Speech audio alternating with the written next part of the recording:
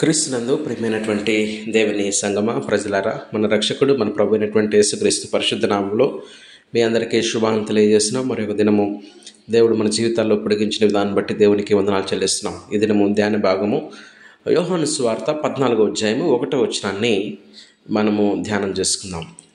మీ హృదయమును కలవరపడనీయకుడి, దేవుని యందు విశ్వాసముంచుచున్నారు, నా యందును విశ్వాసముంచుడి. ప్రార్థన. మమ్మల్ని మికిలిగా ప్రేమించిన మా ప్రియ పరలోకపు తండ్రి, నీ పరిశుద్ధ పాదములకు వందనాలు, మీకు స్తోత్రాలు. క్రీస్తు శిలువ శ్రమల ధ్యానముల్లో ఈ దిన ధ్యాన భాగమును తండ్రి మీరే మా వినికిడిలో ధ్యానించమని యేసు నామములో అడిగి వేడుకుంటున్నాము తండ్రి. ఆమేన్.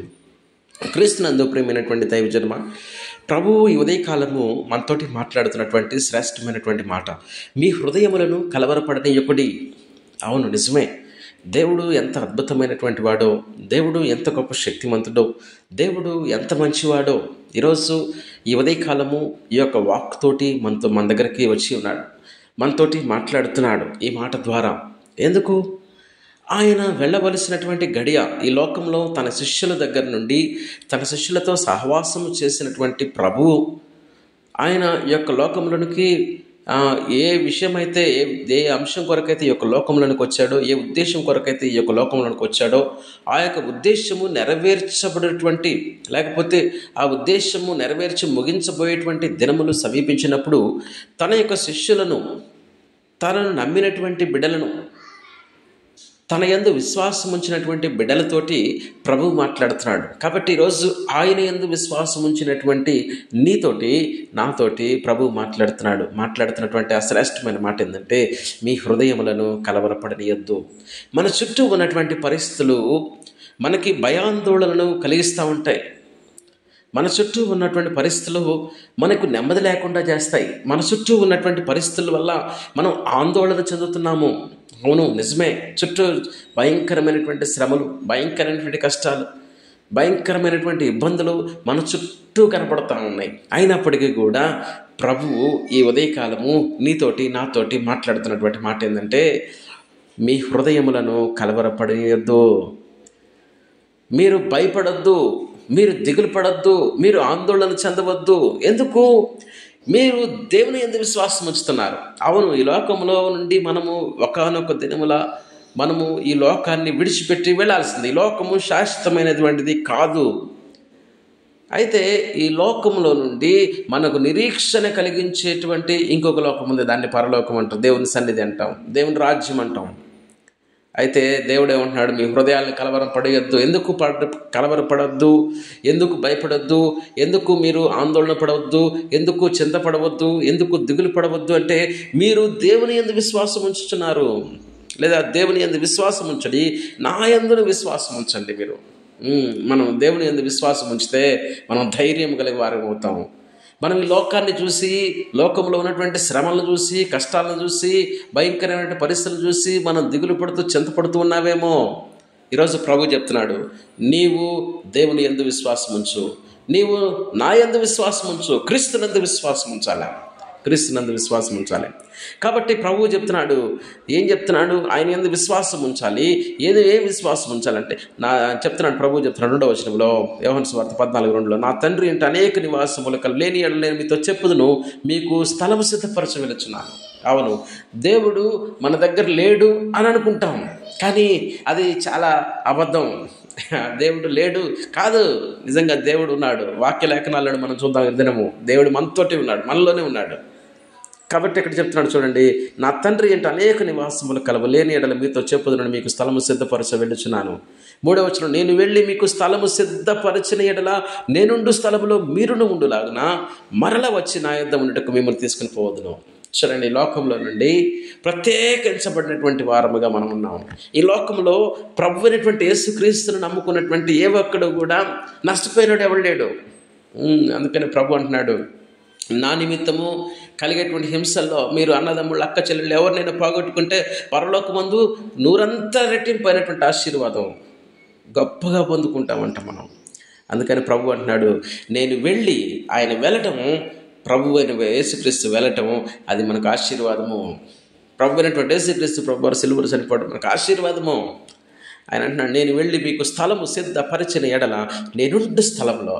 ఎంత గొప్ప ధన్యత అండి, ఎంత గొప్ప దీవెనండి. నేనుండు స్థలములో, ఆయన ఎక్కడ ఉంటాడో ఆ స్థలంలో నీవు నేను ఉండాలని దేవుని చిత్తము, దేవుని కోరిక ఉంది. ఈ లోకాన్ని బట్టి, లోకంలో కలుగుతున్న శ్రమను బట్టి, లోకంలో కలుగుతున్న ఆందోళన బట్టి, లోకంలో కలుగుతున్న భయంను బట్టి, లోకంలో కలుగుతున్న పోరాటమును బట్టి మనం ఎందుకు చింతపడాలి, మనం ఎందుకు దిగులు పడాలి? ఎందుకంటే ఈ లోకంలో మీకు శ్రమ కలుగును, నేను నేర్చుకున్నా, ఈ లోకంలో మీకు శ్రమ కలుగును, ఆయనను ధైర్యం తెచ్చుకోండి, నేను లోకాన్ని జయించేశాను, ప్రభు జయించేశాడు ఇప్పుడు. కాబట్టి లోకంలో గురించి మనం పెద్ద చింతపడాల్సిన అవసరం, దిగులు పడాల్సిన అవసరం. మరణాలు వస్తూ ఉంటాయి, పోతూ ఉంటాయి.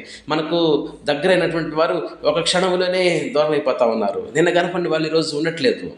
కాబట్టి అటువంటి పరిస్థితులను బట్టి మన హృదయాలు ఆందోళన పడకూడదు, అటువంటి పరిస్థితులను చూసి కలవరపడకూడదు. దేవుని యొక్క రాజ్యం సమీపంగా ఉంది, దేవుని యొక్క రాకడ సమీపంగా ఉంది అనేటువంటి విషయాలు మనం జ్ఞాపకం చేసుకుంటుండాలా.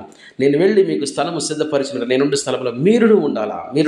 దేవుని చిత్తం, దేవుని కోరిక, నువ్వు దేవునితో ఉండాలని, దేవుని స్థలంలో ఉండాలని. కాబట్టి నేనుండు స్థలంలో మీరును ఉండలాగిన మరలా వచ్చి, ఎంత గొప్ప ప్రేమ అండి, ఎంత గొప్ప ధన్యత, ఎంత గొప్ప దీవెన. మరలా వచ్చి నా యుద్ధ ఉండటకు మిమ్మల్ని తీసుకొని పోదును. ఆయన యుద్ధ ఉండటానికి మనందరినీ కూడా మేఘాల మీద తీసుకుపోతాడు. కాబట్టి ఎంత గొప్ప ధన్యతో. నేను వెళ్ళి మీకు స్థలము సిద్ధపరచడం మాత్రమే, నేనుండు స్థలంలో మీరును ఉండాలి. మరలా వచ్చి నా యుద్ధం ఉండటకు మిమ్మల్ని తీసుకుని ఎల్లప్పుడూ కూడా మనం ఆయన దగ్గర ఉండాలి. ఆయన కోరిక 14 మీ యుద్ధం ఉండటకై నేను వేరొక ఆదరణకర్తను నేను మీ వద్దకు పంపిస్తాను. 14 అంటాడు, నేను తండ్రిని వేడుకొందును, మీ వద్ద ఎల్లప్పుడూ ఉండటకై వేరొక ఆదరణకర్తను అనగా సత్యస్వరూపి యొక్క ఆత్మను మీకు అనుగ్రహించుదును. కాబట్టి ఈరోజు మనం ఒంటరిగా లేము. చూడండి 14-17 లోకం ఆయన చూడనేరదు, మీరు ఆయనను ఎరుగుదురు, ఆయన మీతో కూడా నివసించును, మీలో ఉండను. ఇంకా 18 ఎంత శ్రేష్టమైన, మిమ్మల్ని అనాథులుగా విడవను, మీ వద్దకు వస్తాను నేను. ఎంత గొప్ప శ్రేష్టమైనటువంటి దీవెన, ఆశీర్వాదాలండి. మీ వద్ద ఎల్లప్పుడూ ఉన్నట్టుగా. ఈరోజు మనతోటి ఎన్ని పరిస్థితులు, చుట్టూ భయం కలిగినా, చుట్టూ పోరాటాలు కలిగినా, చుట్టూ ఆందోళన కలిగినా, చుట్టూ భయం ఉన్నప్పటికీ కూడా, చుట్టూ నీకు అనుకూలమైనటువంటి ప్రతికూలమైనటువంటి పరిస్థితులు చుట్టూ ఉన్నప్పటికీ కూడా మన దగ్గర ఒక ఆదరణకర్త ఉన్నాడు. ఆయన పరిశుద్ధాత్మ దేవుడు. ఆయన ఎక్కడున్నాడంటే ఎక్కడో బయట కాదు, మీలో. మిమ్మల్ని అనాథలుగా విడవను, మీతో కూడా వస్తాను, మీ వద్దకు వస్తాను. ఎంత శ్రేష్టమైనటువంటి నెమ్మది కలిగిన మాటలు, ఎంత ఆదరణ కలిగించే మాటలు ప్రభు మనకు తెలియజేస్తూ ఉన్నాడు. యెషయా గ్రంథం 28:16 అంటుంది, విశ్వసించువాడు కలవరపడడు.